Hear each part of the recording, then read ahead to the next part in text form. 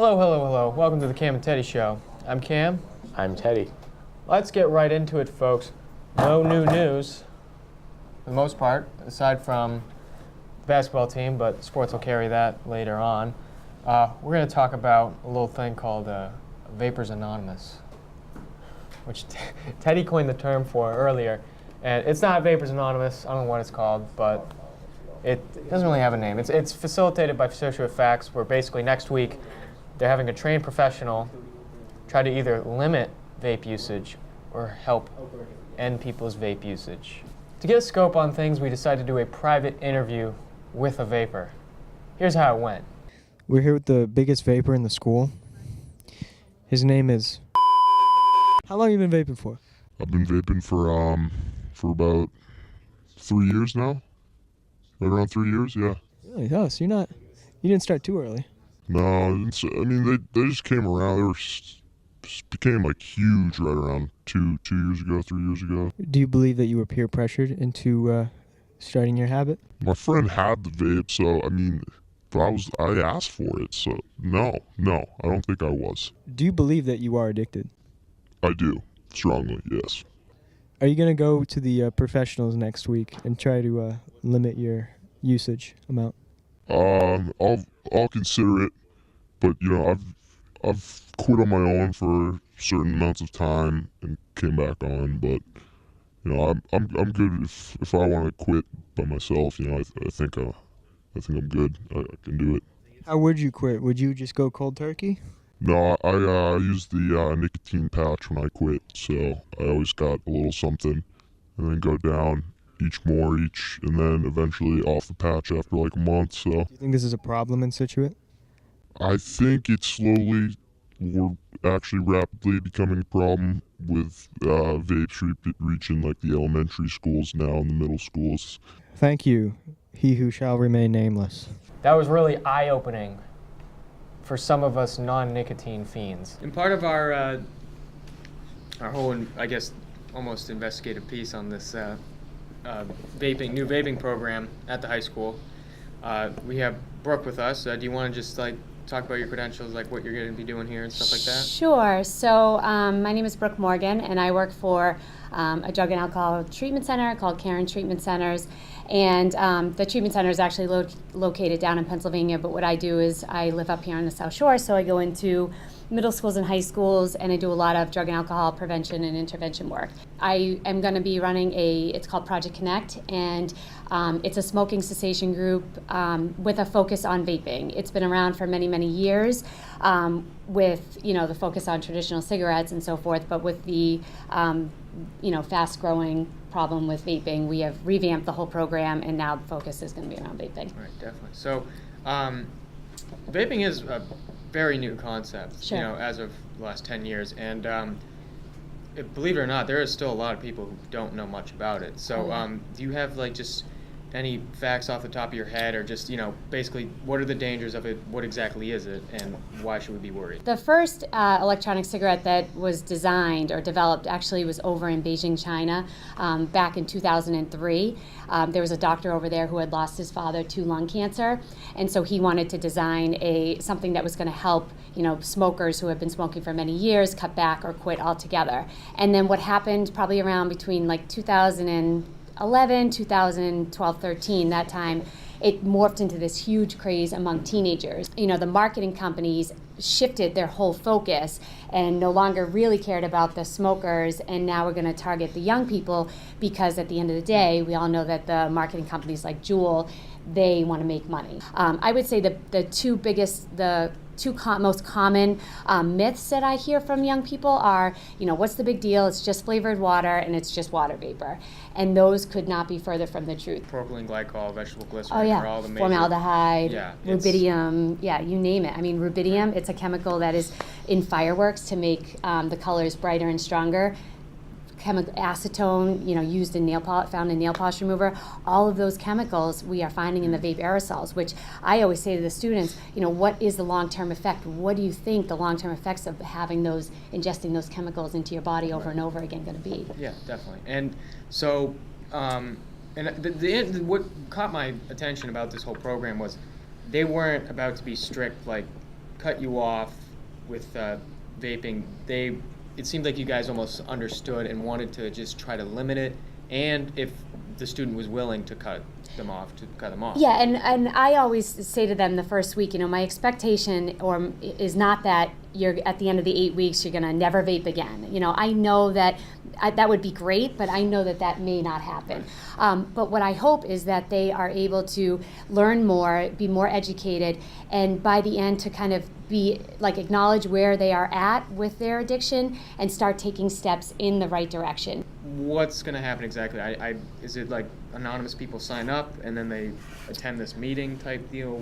Yeah, I think you can. There's all sorts of different approaches, but basically we meet once a week. It's going to be during third lunch and H block, and every week we're gonna for 8 weeks total. And every week we have a different focus, different topic that we look at. You can sign up through your guidance counselor. I don't know if maybe they're doing if you get suspended or caught in school, maybe you're lessening your suspension or whatever your disciplinary consequences are. Actually, I think with this new age of nicotine usage, do you think this has drastically dropped the amounts of cigarettes being used? It's interesting because for many, many years we were seeing a decline in the amount of people who were choosing to smoke traditional cigarettes.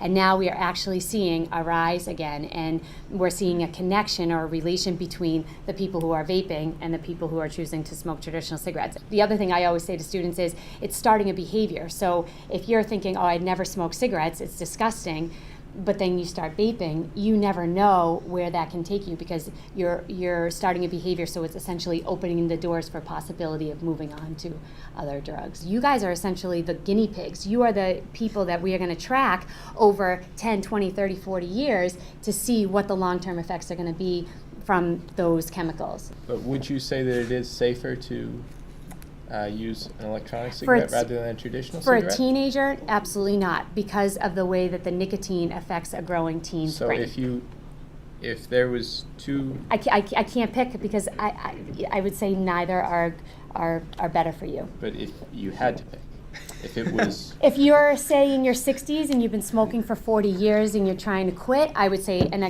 electronic cigarette would be the best option. But for a 16-year-old, there is no better option. Those who don't know history are doomed to repeat it, I guess, and you've been very helpful, and I'm looking forward to seeing what you do next week. Thank you very much. Thank you. So moving on with the show. What's up with sports, guys? Hi, I'm Paul. I'm Gunnar. And we're being rushed right now. It's been sad to inform all of our viewers, basketball lost. It was expected. They had a good run. They beat Hanover. That was a good game. I mean, they come so close and just kind of... Yeah, so close. I mean, they lost 2 rounds, right? Well, yeah, they went pretty far in the playoffs, but I don't. Last night's game wasn't too close. Yeah. That was probably our last game to watch. Lacrosse, pack the turf. We pack lacrosse, pack baseball. People actually go to baseball games. It's a new wave, So, just this morning, there was a huge controversy going around Antonio Brown. So he was traded to the Bills last night, and then this morning we're like, psych, never mind. Yeah. My guess is that he didn't want to go there, and something got held up there. I think he threatened to retire, honestly. I think he's going to the Packers. I really think he's going to the Packers. I mean, I really wouldn't mind that. DK Metcalf. Pull up the picture of DK Metcalf. He's ripped. He's huge. He's massive. What was it? 4.3 speed, 40-inch vertical jump, almost 12-foot broad jump. But did you see the cone drills? He fell, didn't he? He did terrible. Tom Brady had better cone drills than DK Metcalf. Last segment of today's show, we're going to be talking about Gordon Hayward. He's back. 100% goes 30 points one night, game winner the next night. Well, he missed the first shot in that Sacramento game. We're going to talk about that. he redeems himself. I wouldn't be surprised if the season just ends badly, because it's been so bad this whole season. I'd love the Cinderella story. They start off terrible and then they win the championship, but I don't know if it's going to happen. We're doing our new segment again. I don't know if you guys liked it, but we're going to do it again because we like it. Yeah. We got our top 3 plays for the week. So, number 1, we're going to have Nolan Arenado third baseman for the Colorado Rockies. Diving catch. Ooh, right in the hot stove. What's it called? The hot corner. Hot stove. Look at the hot stove. Right there, right in the pocket, and makes an amazing diving play. All right, our second play, we have Jason Tatum, Boston's Just very stuffs own. him. That's That's brutal. crazy. Dunk. Nope. Two hands too. He didn't even right block off the it. He backboard. just yanked it from He him. just went up behind him and said, "Give me this," and then left. And our number one play, Paul, I'm gonna let you We take got this one. some soccer highlights for once. We never talk about soccer. I don't even like watching soccer, but I just think this is filthy. He curls it around top corner. That's insane. No one ever scores a goal like that. I've been Gunner. Paul. We're gonna do that now. This has been Sports Corner, signing out. Don't get that off the table. They landed. I had to get somebody with a truck to tie a rope to my car. Oh and my pull me. God. Like what? AAA? No, just a dude with a truck. Oh.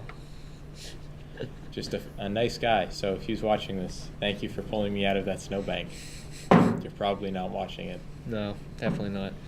Our favorite segment, but I don't understand it completely. What's poppin'? Yeah. That's hot. That's hot. All right, so I'm Matt. I'm Gunner. I'm Paul. Still. So gonna start this one off with a pretty bizarre headline coming from, I believe it was Alaska. Taco Bell fire sauce saves lives. You heard it here first. Snowbound man survives for 5 days by eating nothing but Taco Bell sauce packets.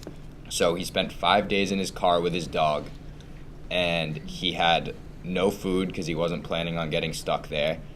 So all he had was these sauce packets in his his glove compartment. So he ate those. 5 days later, he was dug out. Him and his dog are back in good condition. They were reunited with their family, and Taco Bell even reached out to him, and he now has a year free of Taco Bell. So we kind of ran out of time in Sports Corner, but I think this is kind of a what's poppin' story anyway. David Irving on the Dallas Cowboys was suspended in the NFL for drug use, and he said, "Nope, I'd rather quit." So he quit the NFL on an Instagram live video. He goes, "Basically, guys, I quit. I know they're talking about a suspension and all this other nonsense. I'm out of there. I'm not doing this." Can't say that. No more. And he had a blunt in his hand. Do you think it was just the narcotics? Just the drugs kicking in? Yeah. No, I think he actually meant Yeah, I it. do too. So the town of Fairhaven in Vermont has a new mayor. His name is Lincoln. He's everything you would expect in a mayor, except for the fact that he's a goat. That's sick. Lincoln the goat is now the official mayor of Fairhaven, Vermont. Good for him. That is sick. I don't know how a goat comes into position or how that all comes to be, but I'm down. Representing the goat community. Yeah. I feel like we don't have enough goats in public office, so I feel like this is a big step. This is a step for in the us. right direction for us. Yeah, this is a big step for us. We Yeah. haven't had a women president yet, but we're going to have a goat. That doesn't make any sense. Yeah. First man. This has been What's Poppin'. All right, guys, that's it for the show. Had a great time, as usual. See you guys next week. I don't know what we're doing next week. St. Patrick's Day. We're doing St. Oh, Patrick's right, Day of course, next yes, week. St. Patrick's Day next week. Party store and get all the green stuff. Right. Guys, Be you want to go to the fun, party store? fun episode next week. See you later. Yeah.